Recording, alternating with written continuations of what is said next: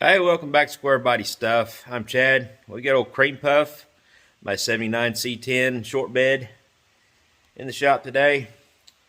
We're going to try to get him ready for, and before we get too far, there's a little bit of background noise. Got some rain today and my tin roof non-insulated, so I've been trying to wait it out to make this video so I didn't have the background noise, but it's set in for the day, so we'll just kind of have to put up with it. But back to the truck. We're going to try to get him ready to go to a cruise-in or a cruise and show thing in Springfield, Missouri. It'll be the next weekend, May 14th. We're going to just hang out with some guys with some C10s and go on a big cruise. I think it's a 75-mile cruise is what they said, so and that'll be fine. This truck likes to cruise. That's the reason why I've kept it the way I've kept it as far as the tall gears. It's got 276 gears and it's got the 33 1250 tires, so it's really high geared, but it's a great cruising truck and it gets really decent fuel mileage.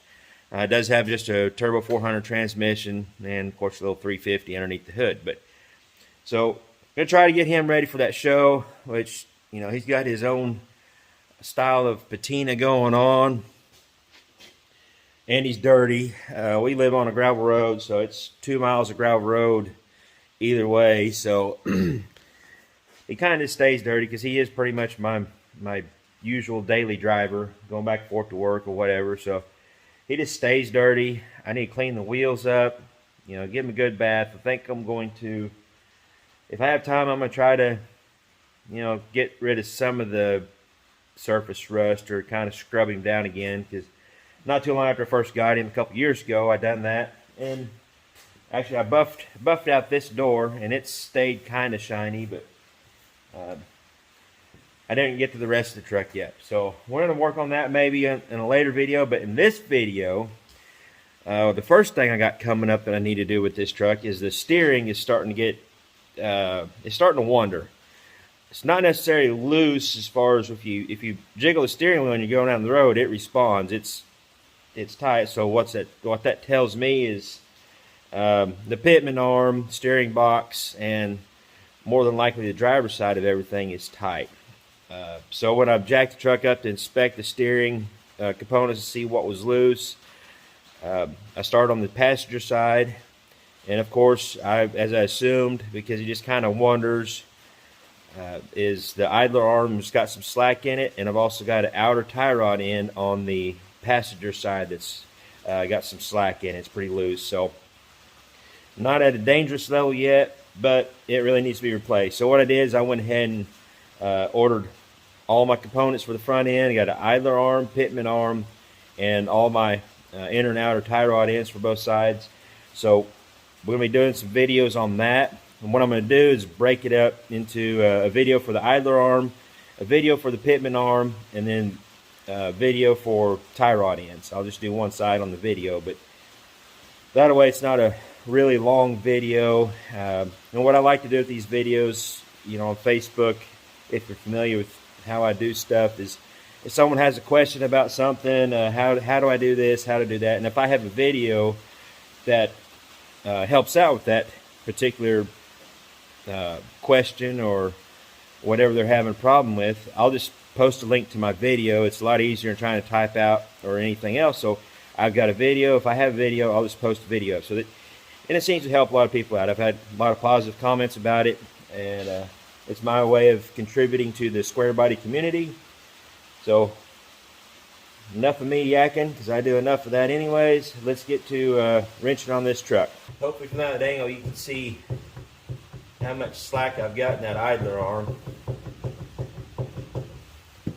And also this outer tie rod end. I can't see it from where I'm at, but hopefully you can see it's got some slack in it. Now the other tire is not moving at all. I've checked the other side, and the pitman arm seems to be okay, but I'm replacing everything anyway, so I'm not too concerned about it. Just wanted to show you guys a little bit about the inspection part of it. I hope this camera angle works good for you guys, because it gets the camera out of my way and kind of gives you a good angle to see what's going on. First thing you need to do is get your cotter pins out, and they could be a bit of a pain. I like to use a pair of side cutters because they'll kind of bite into it, not to cut it, but to grab it, and they'll pull out pretty easy. That one didn't put up much of a fight, which is good. Sometimes they'll break off and cause you issues. It'd be hard to go over every. I like that one. That one just broke off one leg of it, and it's probably gonna be stuck. So I'm guessing this is probably, from the looks of it, the original from 1979.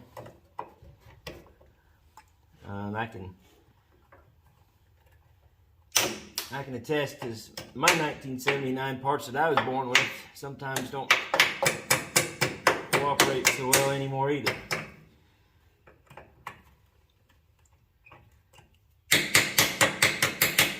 Sometimes you kind of gotta knock it loose a little bit. I know another thing I forgot to do before I got started, and I was going to do it actually a couple days ago, was spray everything down with some PB Blast or some sort of penetrant to let everything soak. But I didn't do that. Normally I try to if I know ahead of time, but I didn't do it on this one. So I'm going to get that, spray everything down, and then work on that cotter pin. I got everything soaked down now. And sometimes you gotta use a screwdriver maybe to get in there to get a hold of that cotter pin. They can just be a royal pain in the butt sometimes. And I've also been known just to get a wrench on there if I'm not going to reuse the part, which I won't be reusing this, and just get a wrench on there and just shear the cotter pin off. Sometimes that's easier than fighting with trying to get it out.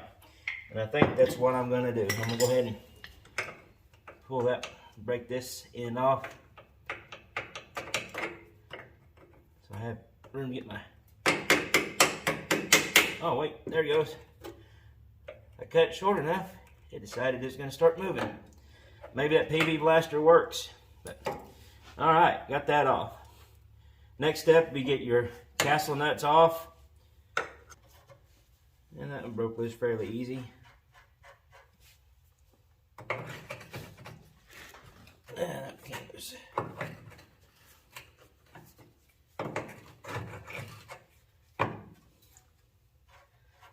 And from here, I'll go ahead and get the nut all the way off. Make sure the threads are fairly clean, so it will come off. Then I'll thread them back on just a little bit, just to. That way, when I go to take these apart, they don't just spring out and fly out somewhere.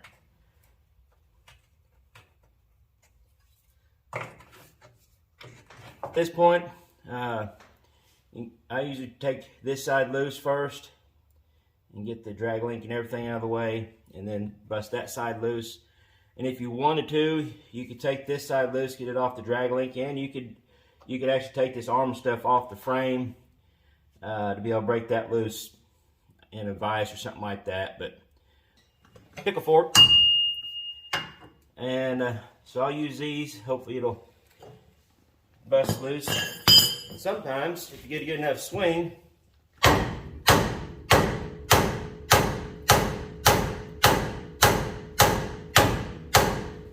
they'll break loose. But I never had much luck with that. Maybe I just don't swing hard enough.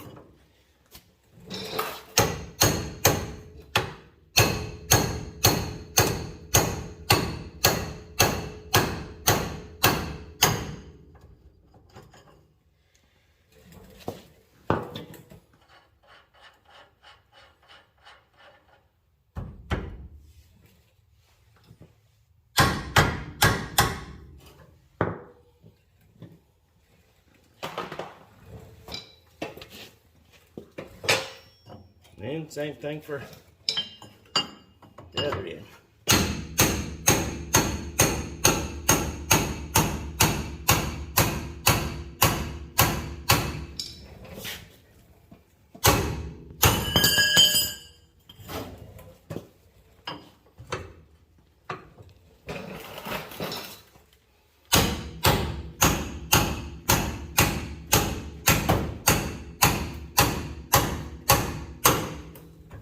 There we go.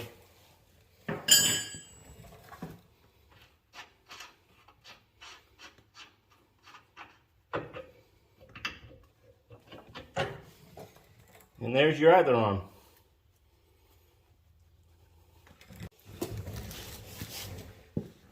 Now the components I'm using to put back in there are Moog brand.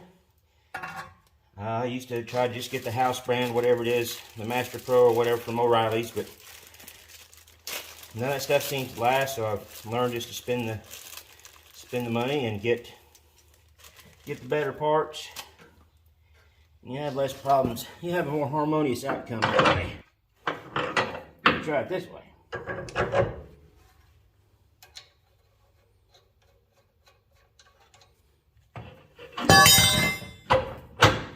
That worked a lot better, didn't it? Work smarter, not harder. That's what I always say. And then from here, it's just tightening everything up. You'll want to make sure these are really good and tight. Put your grease zerks in. Give it a couple pumps of grease. And you'll be done with your idler arm. Okay, we're going to pause for a brief minute. And I want to ask any of you, answer in the comments honestly below if you've seen the mistake I made before I tell you what I did wrong. Give you a couple seconds there. Yeah.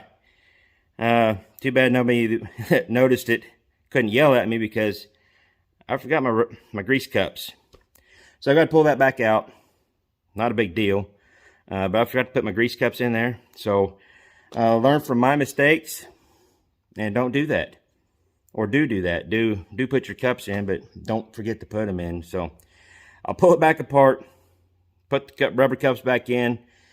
I'll go ahead and get the cotter pins in. I don't think you guys really are worried about watching that. And put my grease zerks in, and we'll be done. I'll get back with you when I get my rubber cups back in. All right, there's the finished project, whatever, on your idler arm. Got my grease zerks in there. I haven't greased anything yet. I'm gonna wait till I get the rest of the steering components done, then just run through there with all of them and hit it with the grease gun. But you'll want to make sure if that's all you're replacing, go ahead and grease that. And grease everything you've got while you're under here, your ball joints. My ball joints are good on this truck. I just replaced them, I think, last year. So I know they're good. Check them out. So eventually I'm going to do bushings and the control arms. But anyhow, this is the idler arm video. We'll get back to that. That's pretty much all there is to it. The idler arm, as far as which end goes which, it's ambidextrous. You can flip it either way. Don't forget your grease cups and cotter pins.